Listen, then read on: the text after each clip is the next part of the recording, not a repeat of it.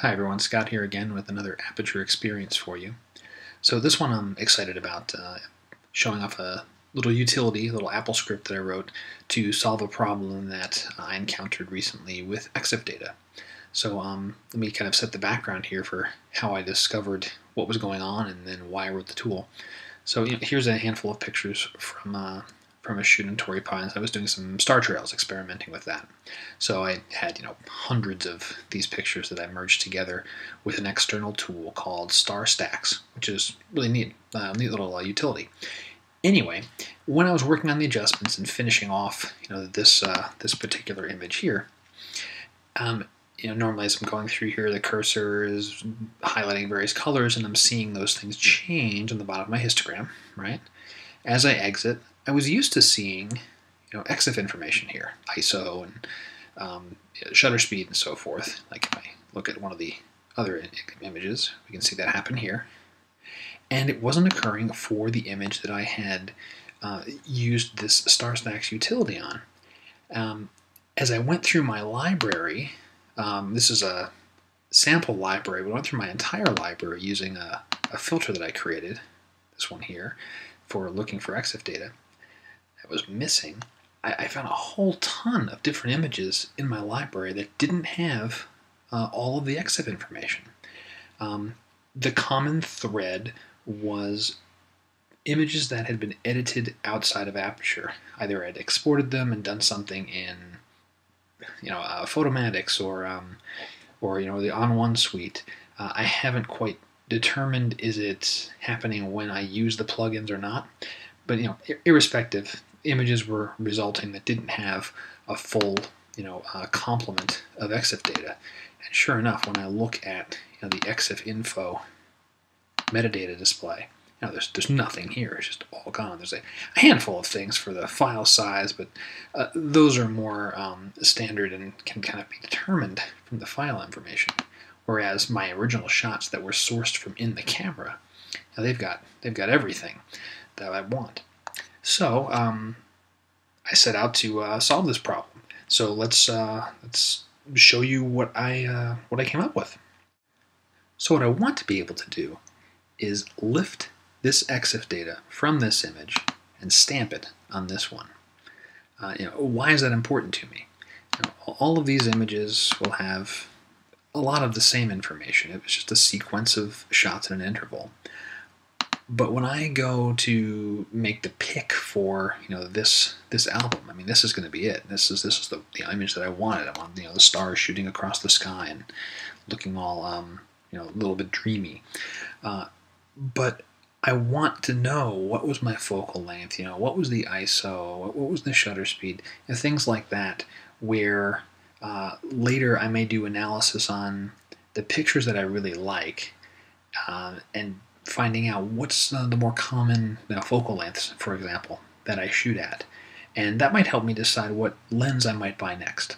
I don't want to buy a lens with focal lengths that I don't shoot at very often, or at least the pictures that I create at those lengths aren't my super favorite ones. So I'm not going to sink my money into a lens that won't cater to the style of photography I'm focused on. So Aperture does not give us a way to do a lift of EXIF data and stamp it onto another image. So I created an Apple script to do this for us. Now there is a little bit of setup required, and if you go to my blog, there's a link at the bottom of the video here that will show you all the details. One thing I want to point out is the script is mainly based on this incredible tool by Phil Harvey called EXIF tool. Go to Google, type in EXIF tool. This will be the first hit. Just download this package right here, the Mac OS package. Double click on it, install it, and in a handful of minutes you'll have this tool on your machine and ready to go. From there, you can install the script, again downloadable from my blog, and once you've got it in place, you'll see you'll have your Apple script here, and you're going to have this lift and stamp script that we can use right here from an Aperture. Don't have to go to any other tools. So the script would, it operates just like you would expect it to.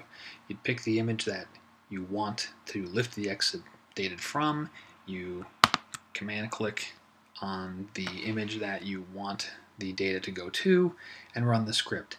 It doesn't matter what order you pick them in. You can do it either way.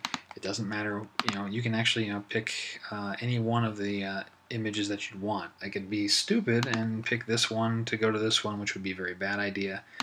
So the script can only protect you so far. It doesn't know what the image is. It just knows the EXIF data that's in there. I'll pick these two, and as you would think, go to the Apple script icon, run the script, moments will pass, and basically it says I'm done. So, and you can see almost immediately it's refilling this in here. So now, if I look at this image, I now have all of this data here. I just copied it from here to here. The script has some protections built in, so if you select, you can select more than two. If you had, 5 of these images that didn't have EXIF data and you wanted to source them all from one place, you can do that. I'm struggling a bit figuring out a workflow that might happen, but hey, it could occur. So the script is flexible there.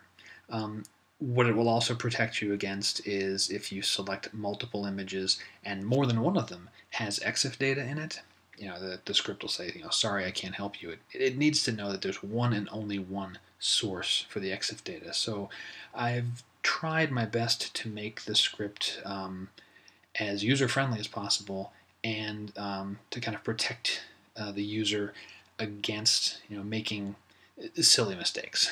I won't claim it's bulletproof. I'd consider the script beta, but I'd love to get people's feedback on it, find out how it's working for you, if it's working for you, and if there's things that you'd like to see, or maybe other utilities that you'd like to see. This, I have to say, this is my first Apple script ever, and it was quite a bit of fun getting it put together.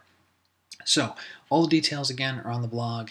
There's Q&A there, all the download links are there, and explanations and screenshots as well of how to run it. And that's basically it. So have fun. Hopefully this will help you solve some of your EXIF data problems, and look forward to seeing you again soon.